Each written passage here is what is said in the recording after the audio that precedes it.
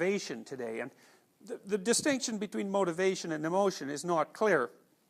They're both words that sort of function within a linguistic context, but for the sake of argument, and of course all the emotions aren't the same. It's not like there's one circuit that subsumes emotion. There's multiple circuits that subsume emotion, and they're not identical circuits, you know. So it isn't like every emotion is a variant of the same thing.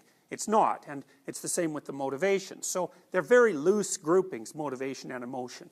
But for the purposes of our argument, we're going to make this case. Roughly, motivations set goals, and roughly, emotions orient you in relationship to those goals. Now, like I said, those categories overlap. Anger is usually considered an emotion, and it often has a goal, right? The goal is to hit something or hurt something. That's one possible goal. So emotions can segue quite easily into motivational states, but whatever. You got to use a category system of some sort to clarify things, and so that's what we're going to pursue. Motivation set goals. It's actually more complicated than that. You know, I showed you that little oval diagram with, you know, desired future and unbearable present, so to speak. Motivations actually don't just set goals. They also prime behavior, and they also set up the perceptual frame within which you interpret the world. So, for example, if you're hungry, it isn't just that you're driven to eat. First of all, eating is a very complex behavior, especially if it's associated with food preparation, say. The systems that you've used in the past to procure food and then to ingest it are sort of disinhibited by the motivational state, so they're at the ready. And then your sensory system is tuned so that it's going to focus on those things that are relevant to eating and tune out everything else. So the motivational state also does perceptual tuning. And then there's a felt component of it as well.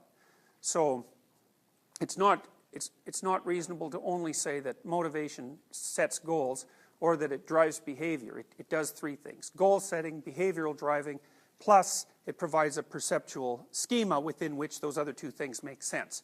And so a motivated state in some sense is like a little micro-personality. It's only got one aim. It's sort of a one-eyed micro-personality, you know. So it's only aiming at one thing, but it still has all the other aspects of personality. So sort of, you know, for me that aligns nicely with the psychoanalytic idea that, you know, you're a loose aggregation of multiple fragmented personalities. You know, they're sort of coherently tied together at the highest level of analysis, but they can go off and do their own thing.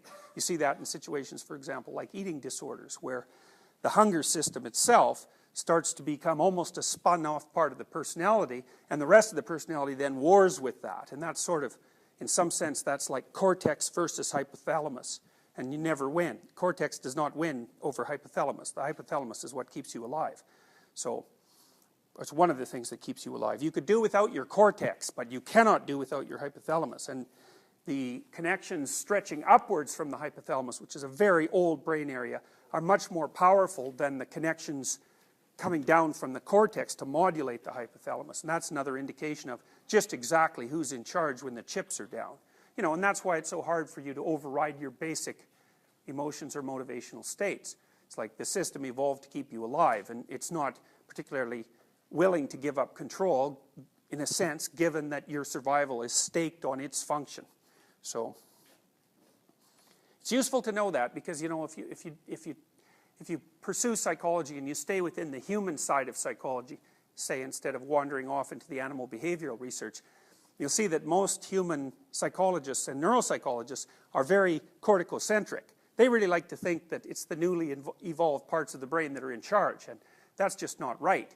The newly evolved parts of the brain are in charge only when nothing is bothering you. Like, if you're not hungry, you're not thirsty, you're not too excited, you're not too curious, you're not too terrified, you know, you're not too cold, you're not too warm, any of those, then the cortex is in charge. But if you deviate substantially across any of those dimensions, the probability that control over your behavioral output and your perceptions is going to devolve down the evolutionary hierarchy to more primordial brain areas is extremely likely.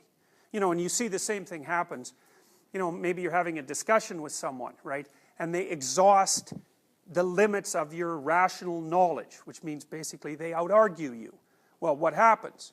Well, usually what happens is that people cry or they get angry. And it's like they're out of cortex, it's bang, right down to the lower and more primary evolutionarily determined systems.